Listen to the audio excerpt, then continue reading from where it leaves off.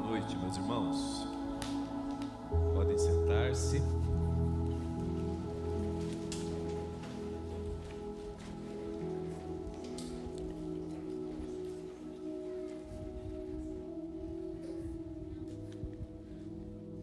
Privilégio para mim estar aqui com vocês novamente. Eu estive aqui, eu acho que em novembro, dezembro, por ali. Eu rapidamente conheci o Tiago através de uma família que participa aqui da comunidade, e rapidamente a gente fez uma amizade muito bacana. Hoje ele não está, mas eu fui muito bem acolhido, recebido pelo Flávio, pela Nara, pelo Wagner, por todos. E como nós estamos aí à véspera do Dia dos Namorados, o Tiago pediu para eu compartilhar com vocês uma reflexão a respeito de relacionamentos. Talvez ou você está namorando, noivo, casado, divorciado, e mesmo que você não queira nada disso, você não queira casar, não queira namorar, já passou por um divórcio, está todo traumatizado no que diz respeito a relacionamentos, ou tem 15 anos, 30 anos, 60 anos e pensa que isso não é mais para você, mas você não tem como você fugir de se relacionar-se com outras pessoas. Estranhamente, a minha formação em teologia me levou também para uma formação em psicanálise. Eu também sou psicanalista. Então eu sempre gostei de estudar sobre saúde mental, sobre saúde emocional, e lido com muitas pessoas, pastores, líderes, individualmente, em grupo. E algum tempo atrás eu vi uma reportagem na CNN que um dos grandes fatores ligados à nossa falta de saúde emocional, de saúde mental, a ansiedade, depressão, pânico, entre outras coisas, está profundamente ligado a um senso de solidão. Solidão. Estranhamente, nós vivemos hoje inundados pelas redes sociais, aonde mesmo que você não curta, não goste ou não tenha todas elas, que são muitas, né? Não sei nem quantas existem hoje, mas YouTube, Twitter, Facebook, Instagram e mais uns nomes que eu não sei. Mas de alguma forma, talvez você tenha inúmeros amigos no Instagram, no Facebook, e essa pesquisa também revela um dado estranho, que mais de 50% dos jovens, e a R3D é uma comunidade majoritariamente de pessoas mais jovens, diz essa pesquisa que mais de 50% dos jovens se sentem sozinhos, inundados pelas redes sociais e talvez rodeados de muitas pessoas, mas sozinhos, sentem-se muito sós. E isso afeta muito a nossa saúde emocional. Só que, se a gente pode pensar num dos grandes desafios para a existência humana, é o desafio de se relacionar. Seja com seu namorado, namorada, quem é casado sabe o desafio que é você viver o relacionamento. É uma das coisas mais maravilhosas, mas é uma das coisas mais desafiadoras. Se você, seja na vida conjugal ou relacionar-se comunitariamente, você estar em comunhão de uma forma genuína.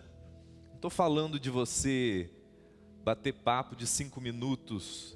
Isso não é relacionamento. Isso é um social dos mais superficiais. Estou falando de vínculos. É desafiador. E eu queria ler com vocês, quem tem aí a sua Bíblia, aplicativo, em Filipenses, porque mesmo aí com uns anos aí como psicanalista, você vai ver, sobretudo nas cartas de Paulo, tem um teólogo que eu gosto muito, inglês, chamado Martyn Lloyd-Jones. Ele é do século passado, e ele tem uma expressão que eu gosto muito, que ele diz que no Evangelho existe uma psicologia profunda. E quando você vê, sobretudo nas cartas de Paulo, nas cartas apostólicas, pastorais dele, você vai ver como que essa psicologia profunda do Evangelho lida com os nossos vínculos, como que poder que o Evangelho fornece para o nosso coração, para a nossa mente, que traz saúde para os nossos vínculos, traz saúde para as nossas relações conjugais, de amizade. E essa carta de Paulo aos Filipenses, ele traz um tema, um conceito, e que você vai ver em outras partes das Escrituras, mas como referência eu quero ler com vocês Filipenses 2, do verso 3 em diante. Eu vou ler aqui na versão da Almeida e da Strong, que é assim: nada façais por partidarismo, contenda, nem por orgulho, vanglória, mas por humildade, considerando cada um os outros superiores a si mesmo. Não tenha cada um em vista o que é propriamente seu, não priorize você, senão também cada qual o que é dos outros, priorize os outros. Tende em vós o mesmo sentimento que houve também em Cristo Jesus, pois ele, subsistindo em forma de Deus, não julgou como usurpação o ser igual a Deus, não se apegou a isso. Antes a si mesmo se esvaziou, assumindo a forma de servo, tornando-se semelhante em semelhança de homens, e reconhecido em figura humana, a si mesmo se humilhou, tornando-se obediente até a morte, morte de cruz. Pelo que também Deus o exaltou sobremaneira, e lhe deu um nome que está acima de todo nome, para que ao nome de Jesus se dobre todo o joelho, nos céus, na terra e debaixo da terra, e toda a língua confesse que Jesus Cristo é o Senhor, para a glória de Deus Pai. Esse texto, Paulo está trazendo para nós uma postura muito revolucionária de como que nós devemos conduzir as nossas relações. Talvez aí você está namorando ou querendo namorar, ou já está casado ou querendo casar, ou está querendo se divorciar e não suporta mais o seu casamento, e você tem tentado entender como você deve conduzir as suas relações, e Paulo nos dá um olhar totalmente diferente, radical, totalmente diferente dos pressupostos da nossa sociedade, e que altera o modo que você enxerga os relacionamentos. E isso é tão poderoso porque altera o modo que você se enxerga diante dos relacionamentos. De uma forma geral, meus irmãos, a gente pode, vamos dizer assim, nomear duas formas que as pessoas, que a sociedade lida e enxerga as relações. Uma delas são um formato mais tradicional, moralista, muito próprio, muitas vezes, dos ambientes religiosos, que é aquele modo onde o indivíduo é totalmente deixado de lado e o que importa é a relação, é a tradição da família, é a tradição do casamento. E isso muitas vezes faz com que, especialmente no mundo mais antigo, em algumas cidades mais pequenas, faz com que os relacionamentos, os vínculos, a instituição do relacionamento é muito mais importante do que o indivíduo.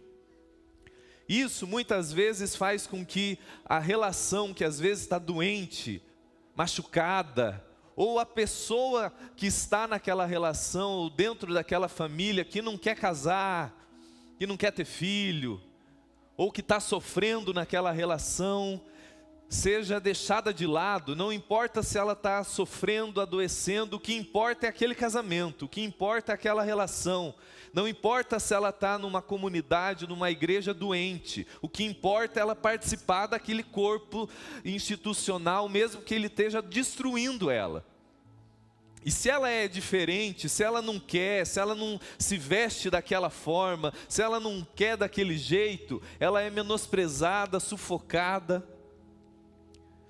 E isso, como a nossa alma, de uma forma geral, ela tem uma tendência de sair de um extremo e ir para o outro, que são, a gente pode falar, esse movimento pendular que acontece na nossa vida emocional. Quando você passa a vivenciar esse período, ou a sua família, viu tua mãe vivendo uma relação doente, viu tua tia, viu tua avó, viu relações, casamentos, experiências comunitárias muito doentes, a tendência nossa para não viver isso é ir para o polo oposto, que é o que nós vivemos hoje na sociedade, sobretudo ocidental. A gente sai dessa tradição sufocante, moralista, às vezes religiosa, e vai para o chamado hoje para o individualismo expressivo. Tem um sociólogo que eu gosto muito de ler, o nome dele é Zygmunt Bauman.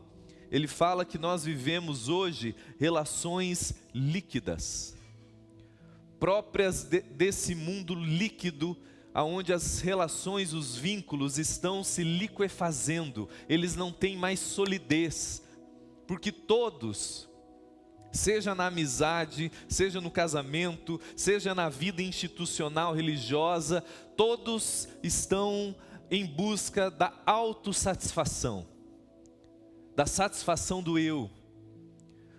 Porque talvez você viu tua mãe, tua tia, tua avó vivendo um casamento horroroso, ou talvez você também viveu um casamento opressor, uma vida religiosa horrorosa, de relações doentes. A tendência da tua alma para se proteger disso é ir para o outro extremo, aonde o que importa sou eu, que o mundo que se exploda, o que importa sou eu. E a gente sai dessa relação muitas vezes que eu chamaria de vínculos de manada, sabe manada de boi, não sei como se de boi, de bicho, que bicho que é que anda em manada, aonde você não tem opinião, você não pensa, você não respira, você só vai no grupão. A nossa tendência é sair desse grupão que te sufocou, desse casamento que te sufocou, e ir para uma espiritualidade, de um tipo de vida de ilha, isolado de tudo e de todos, aonde você, pelo trauma que você viu ou até mesmo experimentou, agora o que importa é a sua felicidade e o mundo que te sirva. Só que, como nós não somos criados para esse isolamento, a gente também adoece. A gente tentando fugir de relações doentes, a gente cai no individualismo que também nos adoece. E você, cristão, que ama Jesus, até muitas vezes busca não cair nessa loucura, e busca viver relações sadias, busca viver um casamento sadio, ou está namorando, ou está pensando em namorar e construir uma família sadia. Mas uma coisa que você vai percebendo rapidamente, se você não se aliena das coisas, o quanto é desafiador. É um desafio como ter relações pacificadas, relações maduras, um casamento sadio, uma vida comunitária sadia. E o que Paulo abre para nós é um conceito tão revolucionário, porque ele mostra que o Evangelho não lida com os nossos vínculos, com a nossa conjugalidade, com nenhum desses extremos. Mas ele nos faz lidar, antes de tudo, com dimensões muito profundas, nos faz encarar dimensões muito profundas no interior humano, que eu não vou conseguir desenvolver relações sadias se eu não tiver um olhar muito honesto sobre o que acontece dentro de mim. Eu costumo falar que eu não faço terapia de casal, eu atendo pessoas casadas, que é bem diferente, porque geralmente a pessoa que faz terapia de casal, e poucas vezes eu tentei, geralmente é uma bateção de boca, um enfiando o dedo na cara do outro, e sempre o problema é o outro, e sempre fica na superfície da coisa. Mas quando você olha para a existência humana à luz do Evangelho, você vai ver que existe algo por detrás daquela briga, daquele conflito, daquela contenda, daquela briga toda. E Tiago, no capítulo 4, verso 1, ele diz algo muito cortante, porque ele fala assim: da onde vêm as guerras? Da onde vêm os conflitos? Da onde vêm as desavenças, seja macro, entre países, ou seja micro, entre você e tua mãe, entre você e o teu marido? Da onde vem o conflito que faz você e o seu marido ficar uma semana sem se falar? Da onde vem os conflitos que faz você brigar com teu irmão, com a tua tia, com a tua avó, com a comunidade, o pessoal do louvor entrar em conflito? Da onde vem? Daí a gente fala macro, o problema é a política, o problema é o temperamento dela, o problema é a criação da família dele, o problema, e a gente começa a enumerar, e Tiago fala algo muito cortante, que ele diz assim: da onde vem, senão dos desejos e paixões do coração humano? Ele faz a gente, ao invés de olhar para o lado de fora, ele fala todos os conflitos conjugais que você passa, ou você que está namorando, ou pensa em namorar, os conflitos que você vai passar, ou que você já passa com tua mãe, com tua tia, antes de serem uma realidade do lado de fora, esses conflitos fora são um sintoma de conflitos dentro, de paixões e guerras. Eu não vivo numa guerra fora, se antes de tudo eu não tiver guerras dentro. Um casal que se degladia por lá de fora, ele só vai dar conta de lidar com isso por lá de fora, se antes de tudo ele entender que existe guerras dentro. Eu só vou, se eu estou com um problema com a minha esposa, eu sou casado há 12 anos, hoje ela não pôde vir, mas amanhã ela vem, na outra vez ela veio, amanhã ela vai vir no jantar. E eu sei, e eu só consegui, e como todo casal minimamente maduro, sabe os conflitos, e passei alguns bem pesados, eu só consegui lidar com aquilo de uma forma honesta e sadia, quando eu tive que admitir muitas vezes, que aquele conflito que estava tendo do lado de fora, passava antes de tudo de conflitos que passavam dentro de mim. Dentro de mim. Antes de eu falar o problema é com ela, é com ele, eu tenho que saber por que isso está, o que está acontecendo dentro de mim. E Paulo nos dá uma orientação, uma direção, que ele fala que para que a gente entenda e desenvolva relações sadias no Evangelho, ele fala duas questões. Fala, primeira, não ande caminhando, não deixe suas relações serem conduzidas pela contenda. Em algumas traduções fala partidarismo, que é aquele negócio do grupão, sabe?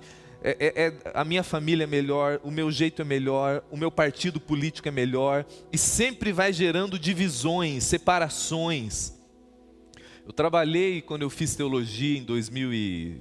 Não vou falar, porque senão você vai denunciar a minha idade. Não tem problema. Em 2005, 2004, eu trabalhei no Ministério Joyce Meyer. Quem conhece aí, um dos maiores ministérios do mundo, tinha uma base em Belo Horizonte, quando eu estudei.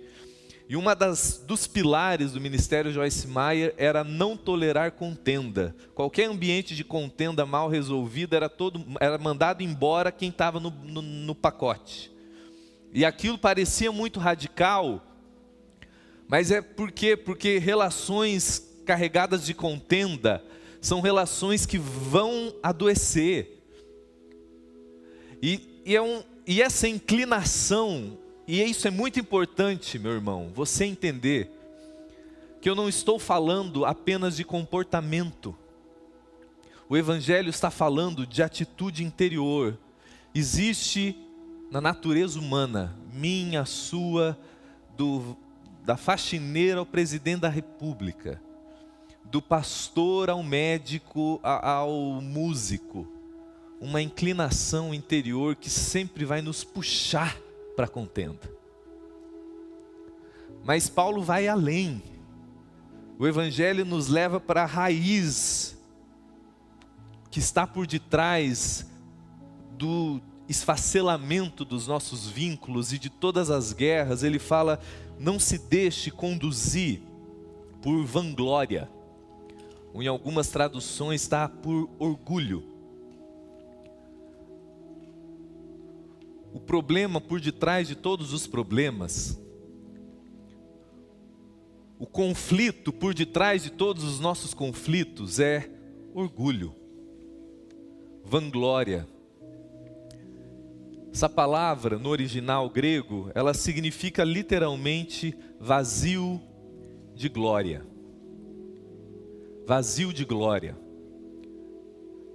O que está por detrás do adoecimento do teu casamento, do teu namoro, da tua vida comunitária, o que adoeceu e fez você se divorciar, o que está fazendo você ter intriga no seu trabalho, o que faz ser tão desafiador a gente ter amizade, casamento, namoro, é que a gente lida, existe algo na natureza humana que precisa ser continuamente tratado, e o único poder genuíno que tem capacidade de lidar com isso é o Evangelho, é o orgulho, esse vazio de glória, esse vácuo interior, esse senso profundo que existe dentro de você e de mim, quando o nosso coração não está sendo envolvido no Evangelho, de que uma insegurança profunda,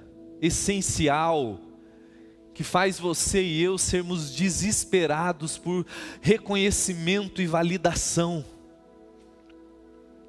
Um vácuo interior, um vazio de glória, de honra, que faz com que a gente o tempo todo esteja buscando que alguém nos afirme, alguém nos valide, alguém dê um senso de glória. E essa compreensão é muito mais profunda do que uma mera análise psicológica, é uma análise teológica da natureza humana. E você vê isso rapidamente quando você lê, por exemplo, Romanos 1 e 2, quando Paulo vai descrever que o ser humano, você e eu, nós somos criados, vocacionados para desfrutar e revelar a glória de Deus. Essa é a nossa vocação essencial, desfrutarmos, recebermos de Deus o tempo todo amor, aceitação, validação, um senso de glória e refletirmos isso para a criação. Só que como ser humano, a palavra teológica é caído, por causa da queda, o ser humano se rebelou contra a sua vocação. ficou esse vácuo, essa insegurança de que a gente não tem mais. A máxima de Paulo em Romanos 3 é que todos pecaram, todos perderam, estão vazios de glória. Só que esse vazio de glória faz com que a gente tente o tempo todo, de todas as formas, preencher. Tanto que Jesus, lá em João 5, ele denuncia as relações dos fariseus. Ele diz assim: vocês estão o tempo todo se gloriando uns nos outros.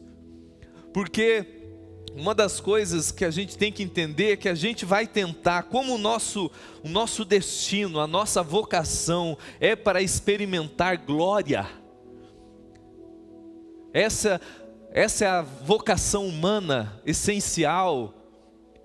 E como há essa insegurança que habita o peito de todo ser humano, a gente tenta preencher isso na carreira, no dinheiro, no sexo, em todo tipo de coisa. A gente tenta preencher esse vazio, algo que nos afirme, que diga que a nossa vida vale a pena, que diga que a gente é alguém. Só que quando eu não entendo isso dentro de mim, eu não entendo esses processos dentro de mim, o que Paulo está denunciando, o que o Evangelho alerta, é que a gente vai fazer isso nas relações. Ele diz assim: não permita que a sua vida, você conduza as suas relações por vanglória, ou que o orgulho, que você conduza o seu casamento, a sua vida comunitária, suas amizades, com esse senso de vanglória, porque você vai tentar preencher esse vazio de glória às custas das suas relações. Então você se casa, você tem amizade, você vai trabalhar e tem vínculos relacionais, usando as pessoas para que elas, teu marido, teu namorado, tua esposa, teus filhos, preencham esse vazio e digam que você é alguém. Aí você começa a conduzir os seus vínculos, na maioria das vezes inconsciente, com uma lógica de mercado, com relações de custo-benefício. Então eu namoro, eu caso, eu tenho filho, para que o outro me faça me sentir alguém. Então eu uso o outro, ao invés de eu amá-lo, servi-lo, eu uso das minhas relações, mesmo que eu não me dê conta disso, para que o outro me faça eu me sentir bem, para que o outro me afirme. Hoje em dia tem um nome chique, network.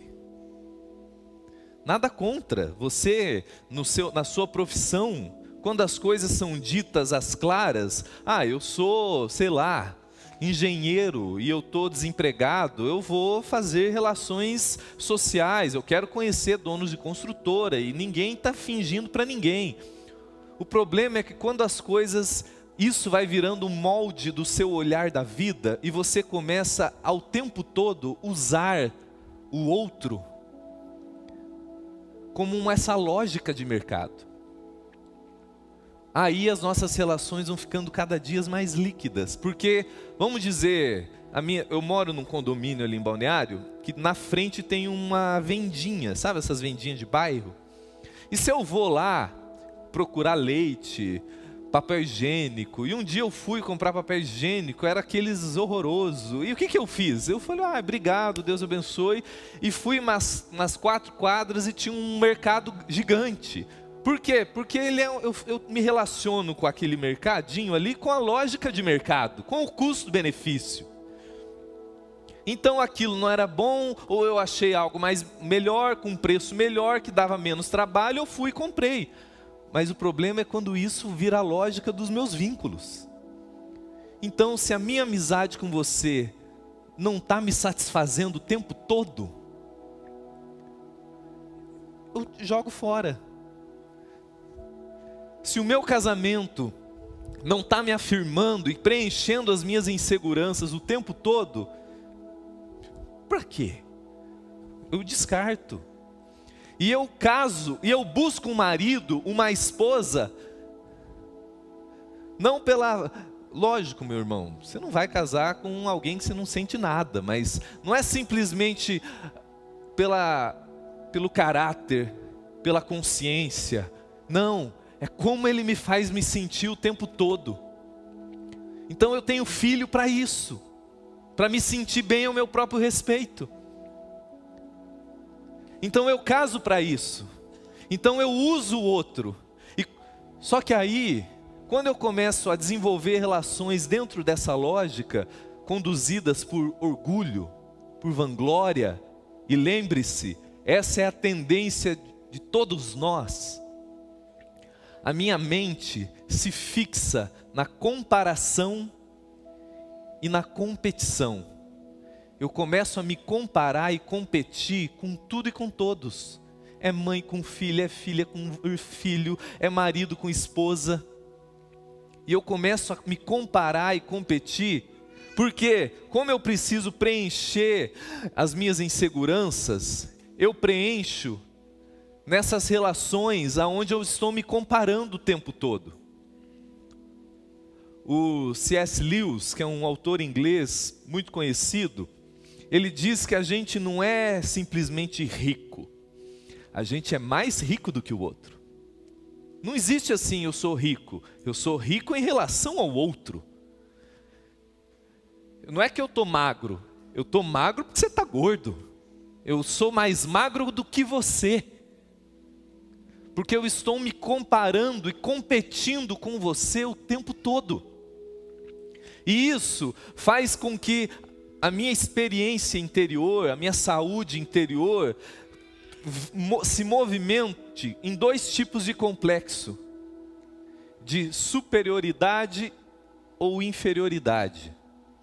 Porque quando eu me comparo com você, na minha competição inconsciente, e sinto que eu estou ganhando, eu me sinto superior a você.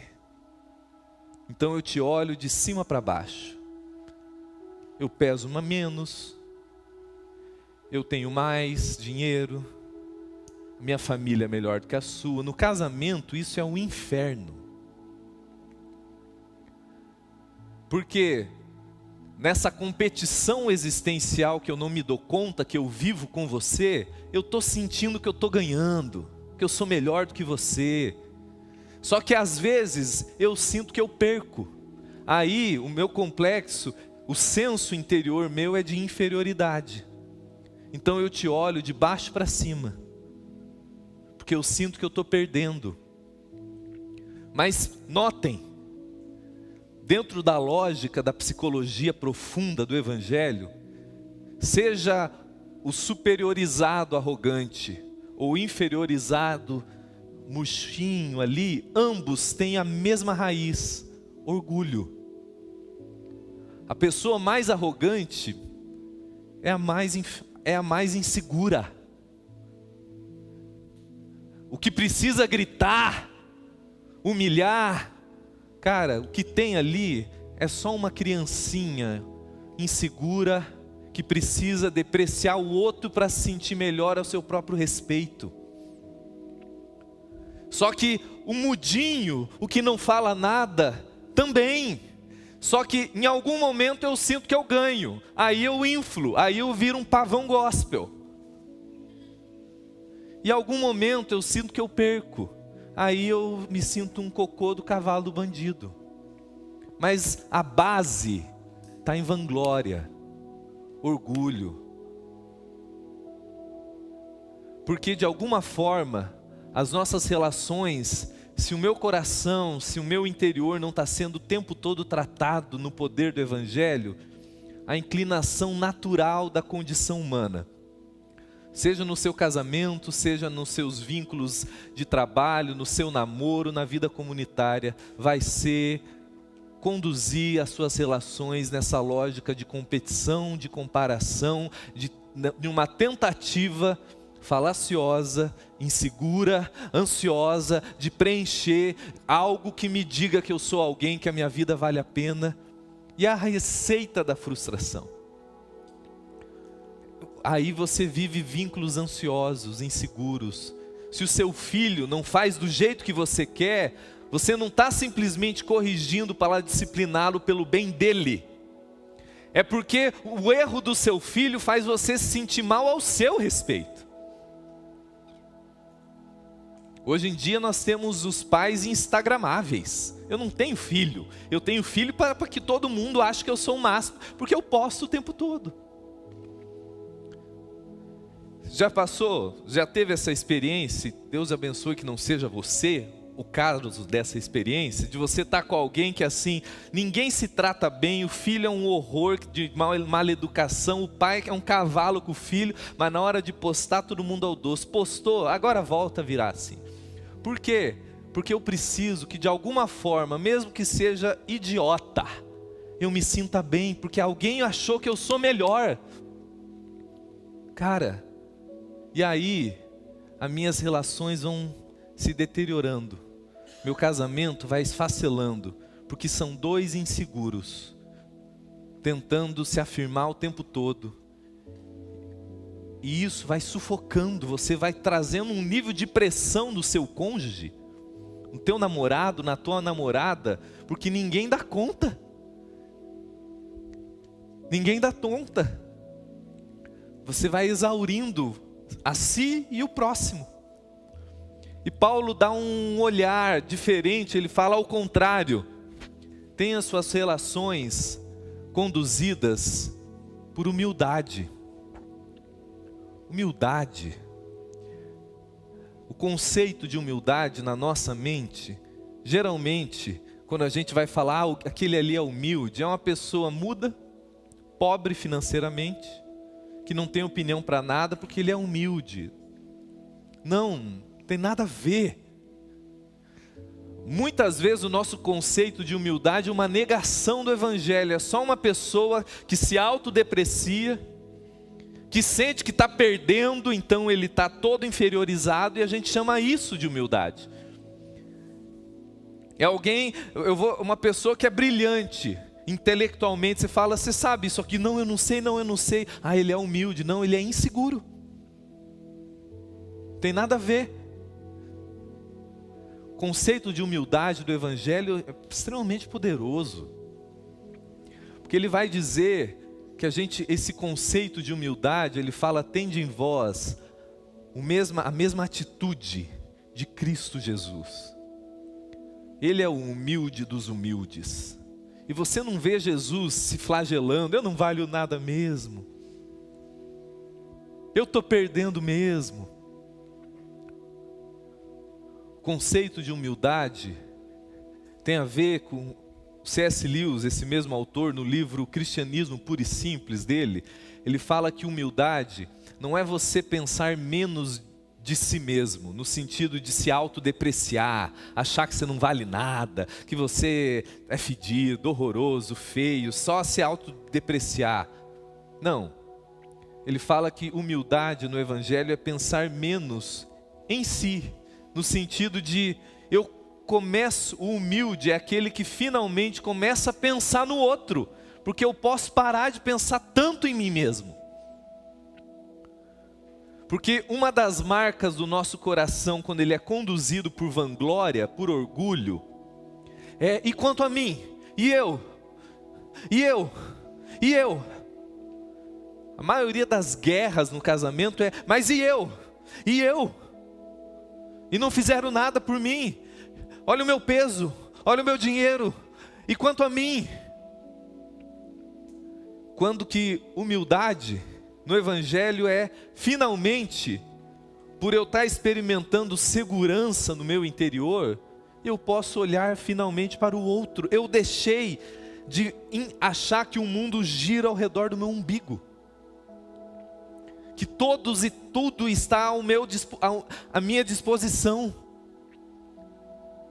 e eu posso olhar e amar finalmente, e parar de usar o outro, porque muitas vezes até as nossas boas obras são obras de justiça própria, sabe, a pessoa que começa a se envolver em obra social, na religião, na igreja, ele simplesmente está fazendo aquilo, não por amor, mas por uma insegurança que, sabe o cara que vai orar, lá em Lucas 18, o texto fala que o fariseu ora, ele ora de si para si. Deus é só um negócio assim, porque ele fala, graças a Deus que eu não sou igual a esse pecador aqui, ó. E o texto é tão cortante, porque Jesus fala que ele ora de si para si. Ele não está nem falando com Deus, apesar de Deus estar no discurso. Ele só está simplesmente orando muito para ele se sentir melhor ao respeito dele. É o texto que Jesus fala à pessoa que vai dar oferta, por favor vejam. Porque é só o teu coração inseguro, agindo com vanglória, por orgulho, e isso só te faz mais mal. Humildade, o texto começa de Filipenses 2, ele fala assim, se por vocês estarem em Cristo, tendo nisso motivação, poder, consolo no Espírito, então nessa consciência eu paro de andar em contenda. O que ele está dizendo ali? É só quando o meu coração começa a experimentar genuinamente segurança de quem Cristo é e quem eu sou nele.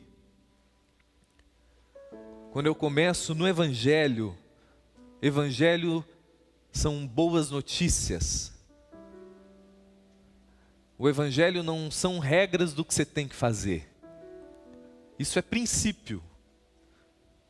Evangelho são boas notícias, é um anúncio daquilo que Deus fez, em Cristo, em seu lugar, em seu favor, e que é anunciado sobre você.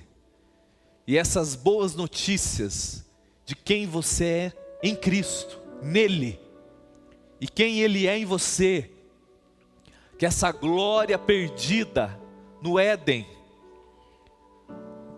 surpreendentemente é renovada sobre você em Cristo.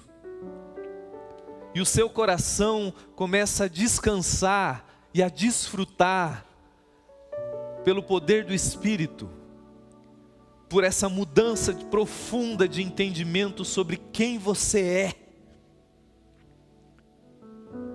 O seu senso de valor, de identidade, de significado na vida começa a se curar no amor de Deus. Suas inseguranças profundas começam a se curar em Cristo. E a sua alma finalmente começa a experimentar descanso, segurança. E você pode parar, finalmente, de parar de pensar em você, porque o seu coração está experimentando segurança, e agora você dá conta de pensar no outro. Porque antes você não dava conta, porque humildade no Evangelho não é uma ordenança moral, tipo, faça assim para Deus te amar. Humildade no Evangelho é fruto de um entendimento, de um coração enraizado no amor de Deus, em Cristo. E que como fruto dessa consciência que descansou na graça de Deus, você vai dando conta de amar, de se sacrificar, de servir. Eu só dou conta de lidar com os meus conflitos, porque conflito em casamento, em amizade, em vida comunitária, tem que ser resolvido. A gente não varre, a gente não finge que não aconteceu, a gente conversa. Mas eu só dou conta de largar as pedras e conversar de verdade quando eu entendo que a minha vontade de jogar a pedra na cara dela, tem a ver com as minhas inseguranças. Você quer ver um exemplo, um sintoma de como o que está te matando é o teu orgulho? Ofensa. Aquilo que te ofende, pá! Pode saber que a fala da tua esposa, do teu marido, do teu tio, do teu pastor, do teu amiguinho, pegou justamente numa área que você é muito inseguro. Por isso que te ofende tanto. Você quer saber se aquilo pegou justamente naquele senso de vazio de glória que a sua alma insiste em ficar? Aquilo que te ofende demais. Vou dar testemunho. Eu prego, eu estou com 38, desde os meus 18 para 19. E esposa tem capacidade de falar para o marido o que ninguém tem coragem. E um dia eu estava pregando, falando tudo isso aqui, ó, pá. Maravilhoso, o pessoal veio me agradecer, já estava dando um seminário. E a minha esposa chegou e falou: Douglas, ela pontuou algumas coisas que não estava legal, falou do tempo, e aquilo caiu tão mal.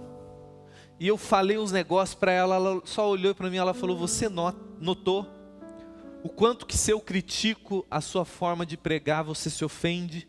E soltou essa bomba e saiu. Eu falei: ah, bonitona, e aquilo ficou fazendo barulho dentro de mim. E eu fui dormir, eu falei assim: antes de eu pensar sobre ela, eu tenho que pensar por que isso me afetou tanto. Se eu quero andar em liberdade mesmo, se eu quero ser um homem, uma mulher de Deus genuinamente livre, e o outro tem pare de ter poder de me escravizar, eu tenho que entender por que isso me ofendeu tanto. Aí eu tive que reconhecer que eu estava de alguma forma tentando preencher minhas inseguranças no meu dom, na minha performance. E como eu fazia e sei fazer, e Deus me capacitou para isso, aquilo ali, quando ela veio e fez uma crítica, aquilo pegou mal dentro de mim. Ninguém gosta de ser criticado, normal. Mas quando aquilo te devasta, espera aí.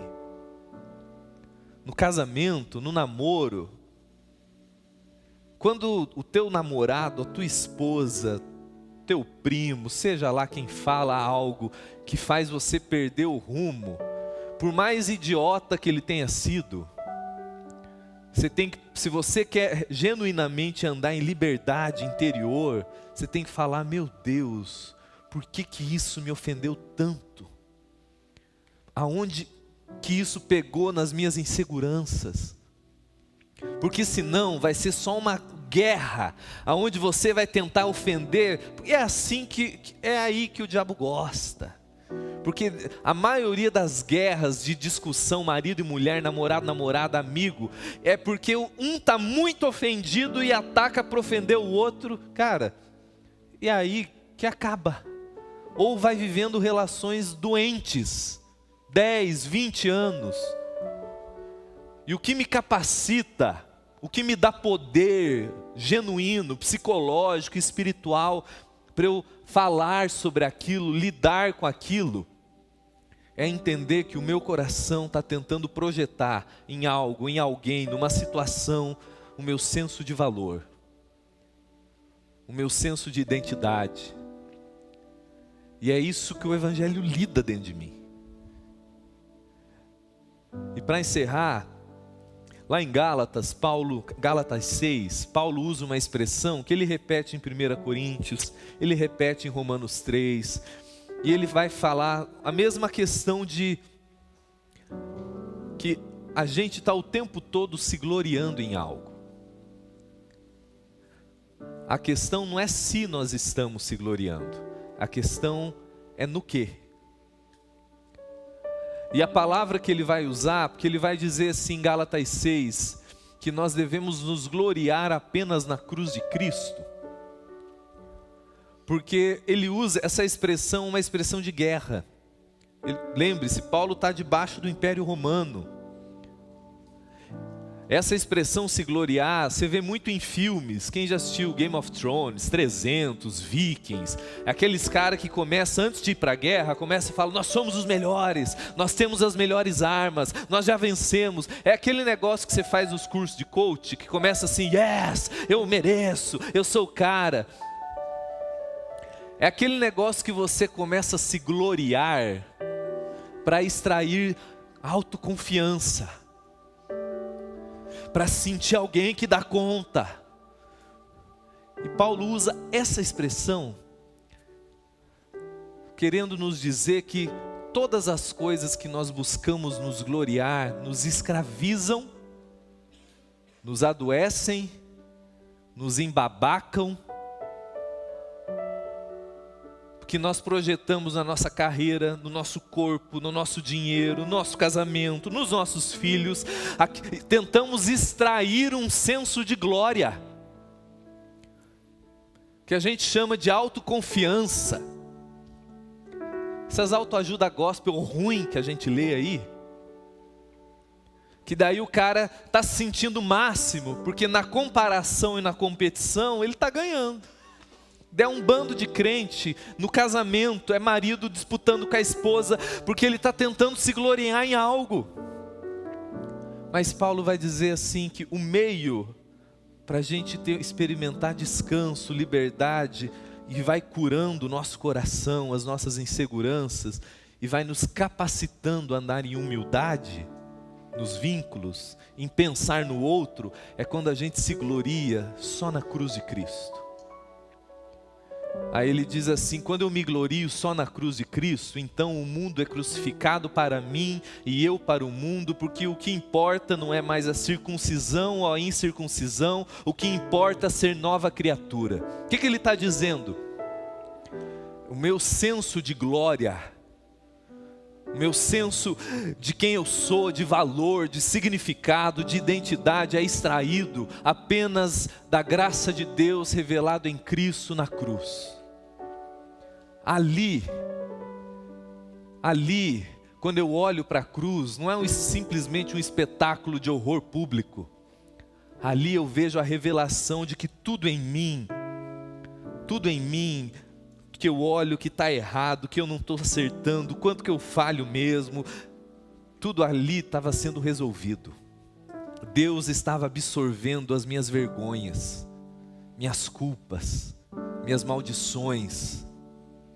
De uma vez por todas ele estava, o justo juiz estava sentando no banco dos réus, no meu e no seu lugar, absorvendo a nossa sentença de morte. E eu me glorio nisso, porque eu sei quantas fraquezas eu tenho, quantas coisas que precisam de tratamento e cura, mas eu em Cristo estou justificado e eu me glorio nisso.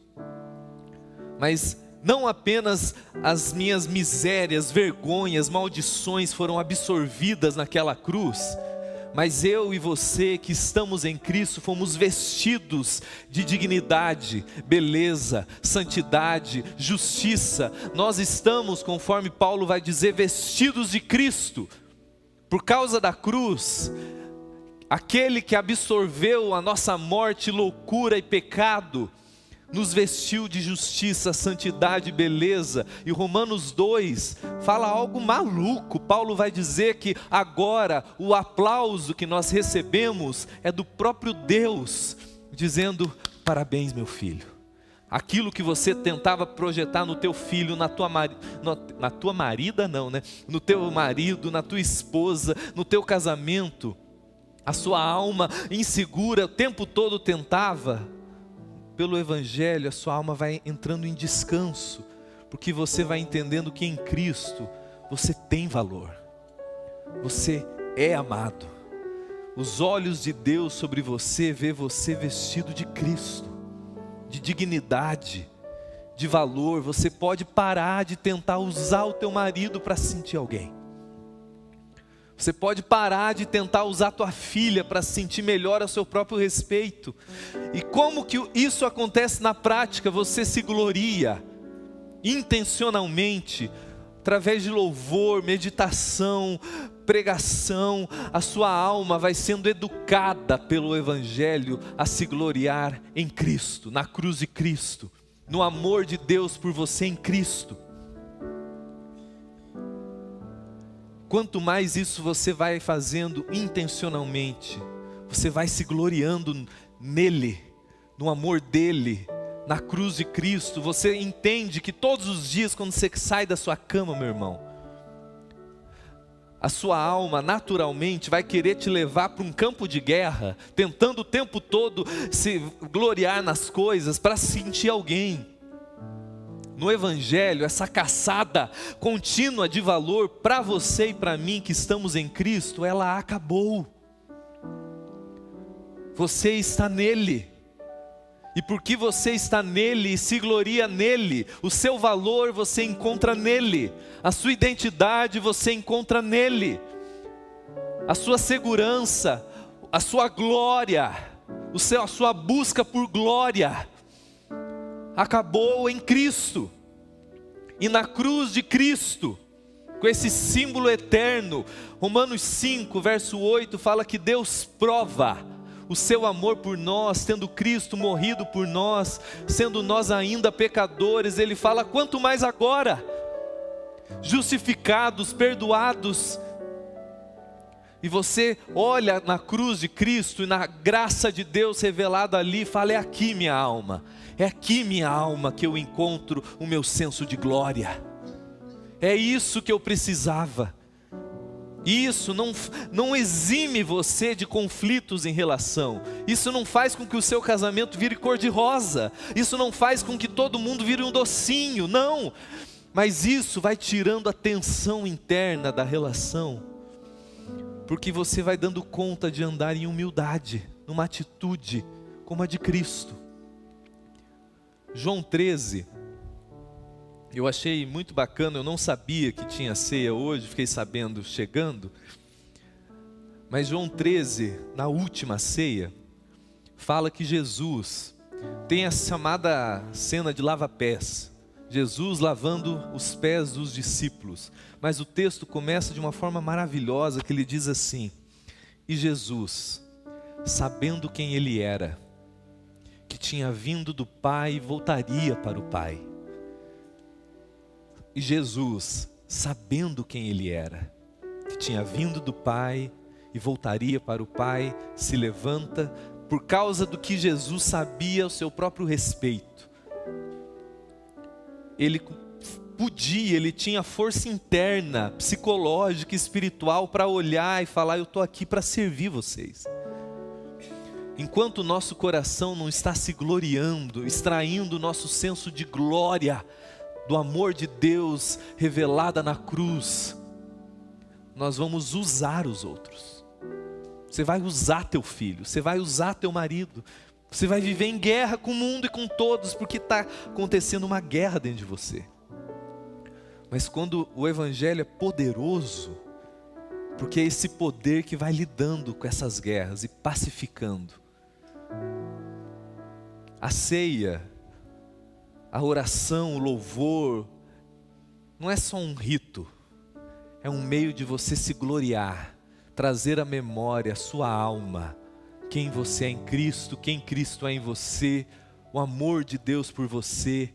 É isso que vai curando o seu coração e, como consequência, vai curando os seus vínculos. Sem fazer merchan, mas já fazendo, eu vou fazer um seminário semana que vem para casais, namorados, noivos. Até a Nara e o Flávio vão fazer, vai ser uma bênção. Vai ter outros pastores, vai ser uma imersão de 2 dias. E por que eu estou citando isso para vocês? Para vocês fazerem, estou brincando, também pode fazer. Mas por quê? Porque a maioria dos casais que me procuram, solteiros que me procuram, a pessoa está achando, o meu problema é isso, o meu problema é sempre para o lado de fora. O Evangelho faz a gente dar 10 passos para trás e olhar e falar, o que está acontecendo dentro de mim? Como que a psicologia profunda do Evangelho lida com os meus medos, inseguranças, que vai fazer com que o meu casamento seja Disneylândia? Não. Mas eu vou dando conta de conversar, eu vou dando conta de ouvir, eu vou parando de me ofender tanto. Mas isso não é mágica instantânea de micro-ondas. Isso acontece quando a nossa alma vai sendo educada pelo poder do Evangelho, pelo Espírito Santo que te habita, a se gloriar, a extrair o seu senso de glória apenas da cruz de Cristo, do amor de Deus por você. Amém, meus irmãos? Se você puder ficar de pé e fechar os seus olhos.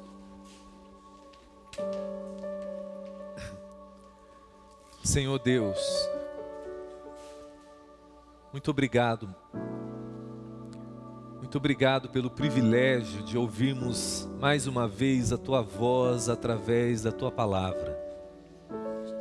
Eu sei, meu Pai, que o Teu Espírito Santo que habita o coração de cada um dos meus irmãos ministrou de um modo único, peculiar, a realidade de cada um deles.